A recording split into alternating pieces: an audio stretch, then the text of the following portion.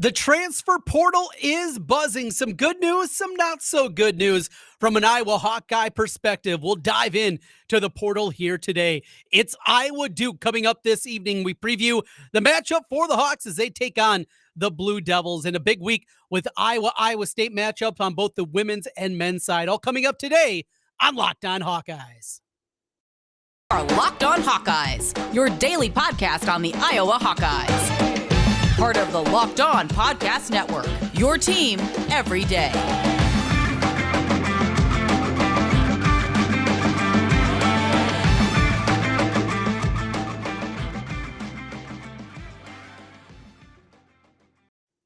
Thanks for joining us here. This is the Locked On Hawkeyes podcast. Thanks for making Locked On Hawkeyes your first listen each and every day. Available wherever you get podcasts, and you can also find us on YouTube. You see me hanging out here at work today, and you can find us there on YouTube. While you do, hit the subscribe button. Podcast listeners, give us some 5-star reviews. Helps us get in front of more Hawkeye fans. Today's episode is brought to you by Omaha Steaks. Omaha Steaks is a gift from the heart, a gift that'll be remembered with an unforgettable bite each and every time. Order with complete confidence today, knowing you're ordering the very best. Visit omahasteaks.com and use promo code LOCKEDON at checkout to get an extra $30 off your order. So as we get ready for tonight, Iowa Duke, a chance to play at MSG. We're going to preview that later on here in the hours. We are going to talk with Matt Norlander from CBSSports.com, a longtime scribe on college basketball, and excited to get his perspective. He is also going to be there in the building for that game one, Illinois against Texas. What a great matchup that'll be. Of course, we worry about the second matchup. About 8:30 Central Time is the estimated tip time for the Hawkeyes and the Blue Devils, and more with Norlander coming up in that one. But kick things off today with some conversation about the transfer portal and the give-and-go nature that this is, the frustrations that are going to be developing. And there's going to be a lot of innuendo. There's going to be a lot of frustration. There's going to be plenty to be upset about. And that's just the reality of what we're dealing with. This is unprecedented times in the transfer portal. The sheer volume of people involved, coupled with NIL, you have all this happening, everybody looking for the next great deal. You have big-time names joining it. And the biggest one, of course, here from a Hawkeye perspective, is the departure of Justin Jacobs. Now, Iowa was able to get away after the injury to Justin Jacobs this way and still play defensively at an incredibly high level. But the reality is Jack Campbell, he's going to depart to the NFL. Seth Benson, he could come back for another season, but how realistic is that? The wear and tear on the body, if you're going to give it a shot and get a chance to play at the next level, even for a guy like Benson that might be an undrafted free agent, could be a late round flyer type of guy, 6th, 7th round, but do you just start the window now and give yourself that opportunity and see if it's going to be realistic where you're going to have that chance? I think that's something that you definitely have to look at and definitely have to look to do. So you have all that happening, right? You have all that going on and trying to figure exactly what it's going to look like for Iowa. Losing Jacobs, though, it's a blow. There's no doubt about it. There is no way to look at it any other way. This is a guy that was going to be certainly the leader of a new look linebacker group next season. He's in the transfer portal. As we've talked about, that does not mean that he is automatically gone, but a very real possibility. Rumors of Oregon sniffing around, offering all the NIL money that they are. Again, also a guy that is going through an injury. And you wonder, mentally where a guy is coming off of that, possibility of going closer to home, talk about maybe a girlfriend that's in the South, all kinds of things that are out there. Regardless, those are just rumors. What we do know right now, he is in the transfer portal and a very real possibility he is not going to be a Hawkeye next season. Another name that has been thrown out there and talked about and bandied about a whole lot is Traeshon Holden, the wide receiver from Alabama. We've been telling you about him here over the last couple of weeks, and it's exciting, right? I mean, for Iowa to be able to get a wide receiver that was a scholarship player at Alabama, had big-time offers. Well, if you went to Alabama, you obviously had a big-time offer, but many of them coming out of high school had bounced around, was a Florida kid, went to prep school in D.C., ended up in California. That's where he completed his high school career. But apparently, Cade McNamara had some kind of relationship and it reached out to him. And it looked like Traeshon Holden, he was all but signed, sealed, and delivered. Last night, in fact, David Eichholt, a very well-respected media member, and it does a great job in the recruiting realm, he believed that they were going to get a commitment from Holden. And then something went awry, something changed, something went different. And that's going to happen. You're going to see that. That is, again, this new world. This is not the same kind of relationship that you build in the regular high school recruiting where you get to know a kid when they're a sophomore, when they're a junior, get to know the family. This is speed dating. That's what we're going through right now. This is 30 seconds, put out your best pitch. And if you like it, boom, we're going to do it. Let's sign. Iowa got something informationally that they didn't like. Character issue, legal issue, academic issue. Don't know what it is, but we know there was something that Iowa had to hit the brakes. It looked like everything was pointing to Traeshon Holden becoming an Iowa Hawkeye and greatly impacting that wide receiver room. The dude had 6 touchdowns this year at Alabama. Now, were they all against the top flight competition? It wasn't, but still, this is a talented guy. If you're playing wide receiver at Alabama, this is different than what we saw in the wide receiver room at Iowa, right? I mean, the guy has talent. So that's where the excitement was. That now appears to be off the table. A lot of frustration there. And this is just going to continue. They continue to reach out. Saw one of the assistant coaches. We talked about Flipper Anderson's kid for your old school dudes like me. You remember him playing for the Rams. His son, Charleston Southern, one of the Iowa coaches, is visiting him coming up today. That is happening. Western Michigan receiver Corey Crooms, he has been involved with Iowa and said that Iowa has been reaching out. There's going to be a lot of names. There's going to be a lot that is going to be talked about here. We will continue to pass along information, but yesterday felt like a blow. The D2 wide receiver, Tesla from out in Hillside, he visited Iowa State last weekend. I know that made some people nervous. He apparently is going to be visiting, though, Iowa City coming up this weekend for an official. A ton going on. It's hard to keep track. It changes minute by minute after minute. We will keep on top of it, though, as best as we can here on Locked On Hawkeyes, and certainly a lot to talk about there. We got a basketball game to talk about. We'll do that next. Matt Norlander is going to join us from CBSSports.com as we take you inside the world of Iowa hoops. Coming up, this is Locked On Hawkeyes. Today's episode is brought to you by Omaha Steaks. Great steaks. I've ordered them before for my family, both my dad and my father-in-law, and it was a home run. Look, my father-in-law, he likes me. My dad sometimes likes me. But after that, I took a big step up with the addition of Omaha Steaks. They added it to the freezer. They talked about it every time. They sent me pictures of what they were doing. An assortment of mouth-watering favorites guaranteed to impress, like the legendary Butcher's Cut Filet Mignon, air-chilled boneless chicken, juicy burgers, and an easy-to-prepare comfort meals that are ready in a flash. Omaha Steaks is ready to ship your order right away so you can shop early and beat that shipping rush. Go to omahasteaks.com. Make sure to use the promo code, very important, Locked On. All one word, Locked On, at omahasteaks.com at checkout. It's a gift from the heart and a gift that'll be remembered with every unforgettable bite. Order with complete confidence today, knowing you're ordering from the best. Visit omahasteaks.com. 50% off site-wide using promo code Locked On. That is at checkout, and an extra $30 off your order. Minimum order may be required. Omaha Steaks, absolutely love it. Love what they're doing for us here on the Locked On Network, and a lot of great things happening with Omaha Steaks. Again, $30 off your order. Make sure to hit that up here today. Trent Condon back with you on the Locked On Hawkeyes podcast. As always, thanks for making Locked On Hawkeyes your first listen. For your next listen, check out the Locked On Sports Today podcast. The biggest stories of the day, plus instant reactions, big game recaps, and the take of the day. Available on the Odyssey app, YouTube, or wherever you get podcasts. Time to preview Iowa Duke right now. He has Matt Norlander with CBSSports.com. It's been too long, Matt. How you been? How was the offseason? I've been well, man. No, we're doing well. I'm very, very, very excited for this Jimmy V tonight. Jimmy V doubleheader is always a good event. But I'd have to go back and look. I haven't really looked at recent matchups, but I feel like, Illinois, Texas, Duke, Iowa is as strong of a 1-2 as this event has had probably in the past 7 or 8 seasons. So it's quite intriguing, and I'm anticipating a couple of pretty good games here tonight. So a spot on the schedule that obviously doesn't make a whole lot of sense for Iowa. They have the Iowa State game coming up, then a conference game over the weekend against Wisconsin. as such an important stretch. But Frank McCaffrey in his press conference early this week just said it was an opportunity they couldn't say no to. A chance to play at MSG. Not only that, to play against Duke.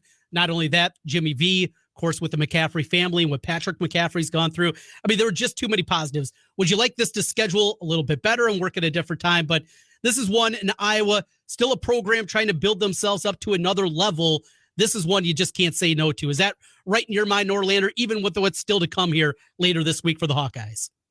You don't, yeah, listen, we're going to get kind of quickly into the weeds here, but the way this kind of stuff works is that, so obviously the Jimmy V is run by ESPN events, and the matchups for this are determined year and a half, 2 years out. So you got to figure, Iowa was approached probably in 2020, maybe early 2021 about this.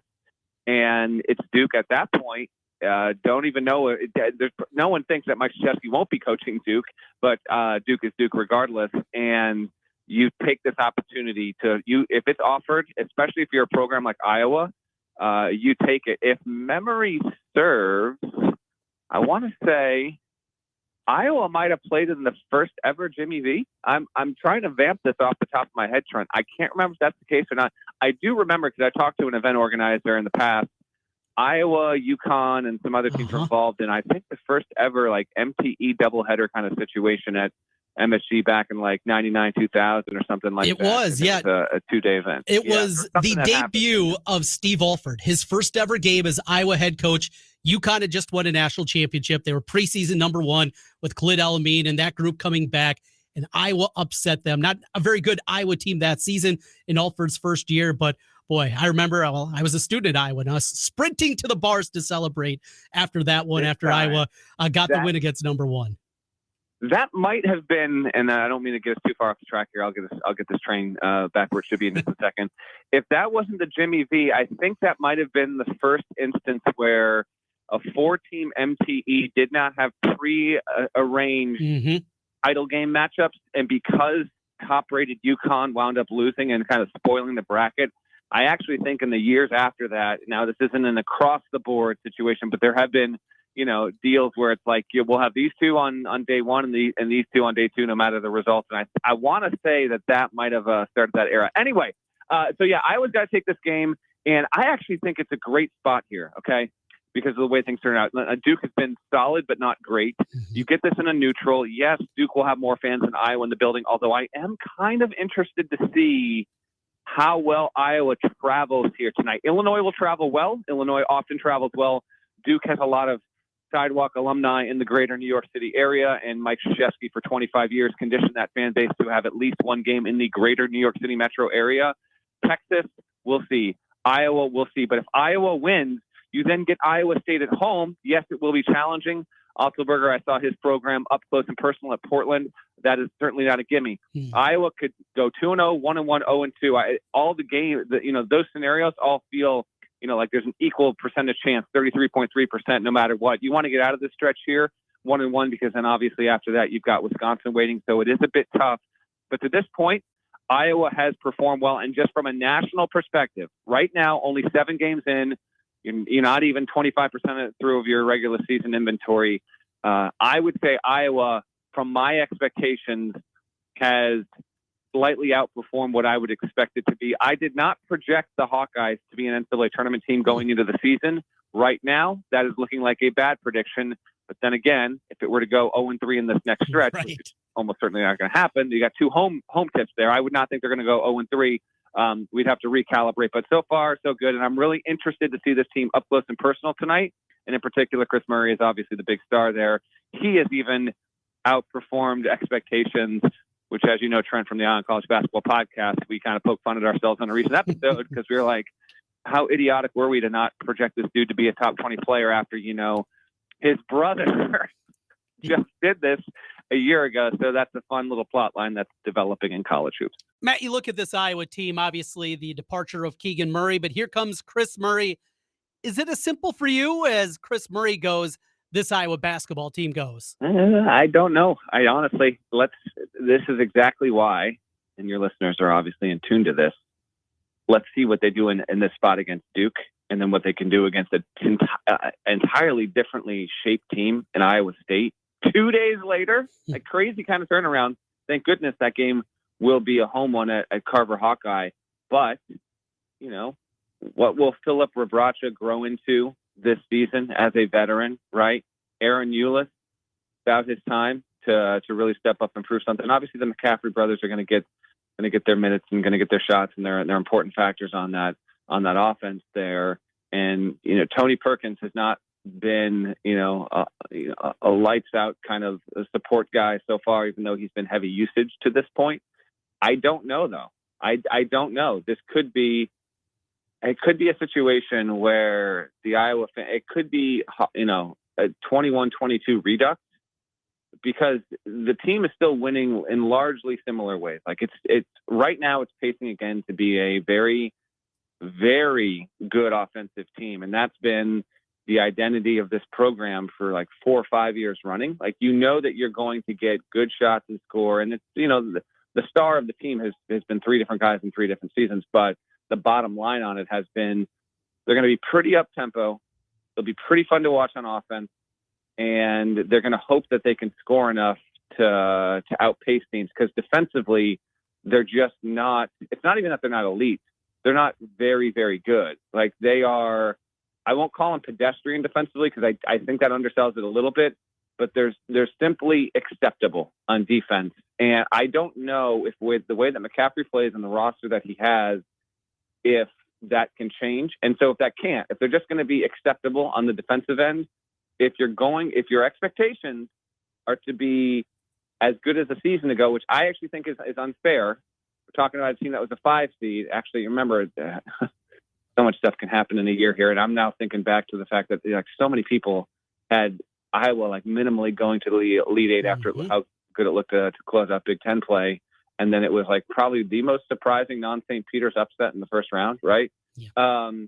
But if you want to reproduce, 25-win campaign and get a 4, 5, 6 seed, I think if you can do that, it's actually a win. You would take that right now. There's no guarantee you get there, and we will see if over the course of a season, Chris Murray is capable of being as reliable as a go-to option as Keegan was a season ago. I'm not sure of that. No one knows that. We have to look up in 4 to 6 weeks to see if that's still the case, because I think the pieces around him have a good chance of being that. But man, a team like Duke, and then a team like Iowa State, and then really Wisconsin, there's going to be a lot learned about this roster over the next few days there. And on Duke, real quick, I've seen Duke in person a number of times this season already, and it's getting there. Kyle Filipowski is going to probably be the player to watch on the floor tonight. It's either been him or Jeremy Roach that have won basically every game for Duke to this point. But I'm big stage, Madison Square Garden. Dariq Whitehead had off-season surgery. He was the highest-ranked prospect on the roster alongside their big Derek Lively. I kind of wonder if tonight's the night. Will either Whitehead or Lively really step up and have a huge game? I'm not certain of it, but I'm kind of waiting on it. And then a name that Iowa fans are familiar with, if they have not watched Duke yet this season, Ryan Young, who was, he was a solid Northwestern big, right? He has become a top 3 player of value on Duke's roster this season at this point, because of how relentless he is at crashing the boards, and he just does everything John Shire asks of him. So when Iowa fans tune in to watch this game tonight, they might be like, that dude was not the guy that we saw play at Northwestern. He's been a better player there. So just keep an eye on that as well. Yeah, last time Young saw Iowa, the Hawkeyes were scoring 112 against them in the Big Ten tournament. I think it's going to be a little bit different here. And Kyle Filipowski, that's a guy that Iowa was heavily involved with. They thought they had a great shot, even as Duke got involved late in his recruitment. Ultimately, it came down to, it sounded like Duke and Iowa. And it shows the Dukies, big front line, going to be a difficult matchup for not a real big Iowa team. Enjoy it tonight. Enjoy Texas, Illinois. Final 30 seconds, quick hit on that one. Listen, this is a matchup between 2 teams that I think can make the Final Four. Texas was a surprise team in the preseason when it was number 2 at KenPom, was more picked in the 10 to 20 range by us media hacks. And to this point, Texas is undefeated. It's looked really, really good. Yeah, Tyrese Hunter, I know the listeners are familiar with that name. He has been quite good and lived up to his billing as a top 5 transfer. Illinois was my preseason pick to win the Big Ten. Coleman Hawkins, I think, is going to play in the NBA. and Terrence Shannon Jr. has been among the 10 to 15 best players in the country, right there along the lines of, say, Chris Murray. So that's an excellent undercard. I would actually make the argument it's the better game, but Duke is Duke. It will get the billing of the late night, and so Iowa fans will get the benefit of getting the second one. But I can't wait for both of these. And you didn't ask, but I'll throw it out there. I will say Illinois and Duke wind up winning, and I can tell you that I have almost no confidence in either of those picks. Well, I've seen your picks on Fridays too. They're not very good, so I might be fading those tonight. I'm one game above 500. It's not going to make money. Norlander, that's not making money. Got to hit 52.4% to make money. That's right. Enjoy MST. Thanks, Matt. Fellas, thank you so much. Have a nice night. That's Matt Norlander, CBSSports.com, Ion College Basketball Podcast as well. Today's episode brought to you by Built Bar. All right, we're going to pause the pod just for a second because you got to try this. I'm talking about Built Bar's new reimagined flavors. Cookie dough topper, coconut brownie bar, coconut brownie topper, white chocolate peppermint granola. It's Built's take on granola bar that is more filling and still insanely tasty. And candy cane brownie puff. That's right. Built Puffs, like biting into the universe's most delicious cloud. They are incredible. You hear coconut, that flavor not for you, not overwhelming. It is absolutely a positive experience. And nutrition, they are revolutionizing it. 100% real chocolate, 17 grams of protein, low sugar and calories, 130 calories. Sink your teeth into that first bite. It'll change your life forever. You're probably wondering which new flavor is my favorite. It's an unanswerable question, to say the least. They're all unbelievable. Built. You got to try this. Get 15% off your order right now using the code LOCKEDON15 at Built.com. 15% off. Code LOCKEDON15. That's Built.com. Trent Condon back with you one final time here on the Locked On Hawkeyes podcast. Again, thanks for making Locked On Hawkeyes your first listen each and every day. Hit that subscribe button to all our watchers on YouTube and give us a 5-star rating. Greatly helps us out and gets us in front of more Hawkeye fans. As we wrap up here, a couple other notes from the transfer portal. Another name that we haven't talked about much, Eric All, the tight end from Michigan. A lot of connections there. He has entered the transfer portal, was a starter for them a season ago, had 38 catches, 237 yards, a couple of touchdowns, and averaged 11.5 yards per reception. Him and Cade McNamara incredibly tight. Makes a whole lot of sense. He was banged up most of this season, but another name you got to throw out there, searching for those wide receivers. We mentioned some names at the top, no doubt about it. That is going to be at the forefront of things, but this is a reality. Get ready for it. It's going to be frustrating. It's going to be disappointing. It's going to be exhilarating at times. I was out there also looking for a potential new running back. Yesterday, LeVar Woods was down in Texas talking to Diego Benson, a 6-foot-tall, 200-pounder. You mentioned the name Benson, Cedric Benson. Yeah, that's his cousin, who was with the Chicago Bears. And of course, a great with the Texas Longhorns back in the day. So lots of names out there. There's an Appalachian State commit that they were after and also talking to. You had the former Tulane commit that was also on this list. So, I mean, it's just on and on and on. The kid that was also at Nebraska. I mean, we're going to be playing this game. It is a completely different time. Oh, and by the way, trying to get ready for a bowl game. You have that happening. It's wild, but this is our reality that we're living in right now. We'll talk about plenty of that here in the coming days. Coming up after we get final tonight with Iowa Duke, we will have a Locked On Now instant reaction podcast for you. We'll get that to you right away. It'll be in your feed late in the evening, early in the morning, and we'll get you up to date after Iowa Duke here this evening. I don't have a great thought about it, but I'll tell you the point spread's telling us something a little bit different. If you're a believer in this, look, Iowa on the surface, Ken Pom has this a 1-point game. Currently, looking at the lines across the board right now, I see Iowa 2.5-point dog at Circa. Let's see, South Point has it as 2, DraftKings at 3, on and on and on. BetOnline has it, Iowa 2.5. The total 147, 148 right now at BetOnline. I might be willing to take the over, but I'm not willing to go with the Dukies. 71%, though, of the money currently is on Duke and 62% of the tickets. That's usually good news. Fade in the public can be a good thing. Just one to keep an eye on here tonight. Should be a fun one. We'll see if Iowa can go up there. This is a very physical Duke team, as we talked about with Norlander. This is a team A lot of big bodies out there. Philip Pekowski, a guy that we know from recruiting circles, guy that Iowa was heavily involved in and interested in. He is tough to guard. He is 7 foot. Rebracha, this is a huge matchup for him, and he's going to have help. This is going to be a game, more than likely, probably going to have to see a gun delay. Can he give him 3 minutes a half? Can he go out there, pound a little bit? There's going to be matchups like against guys like Lively, where he's going to struggle, a lot more athletic, a lot more speed, but we've seen him at times hold his own. We'll see. Got to shoot it well. Got to shoot it better. Duke has not shot the basketball well. That may be a saving grace here tonight. We'll see. Anything could happen in Iowa. They played well under McCaffrey in moments like this. I'm not overly optimistic, but hey, if you've been listening for a while, you know, optimism is not exactly my calling card when it comes to the Hawkeyes. We are here to talk about some positives, and hopefully we'll recap it tonight. Busy week still in front of them. Hope to run down LaShawn. Biz hopefully will join us as well. Instant Reaction Lockdown now coming your way tonight on your feed after Iowa Duke. Enjoy it and go Hawks.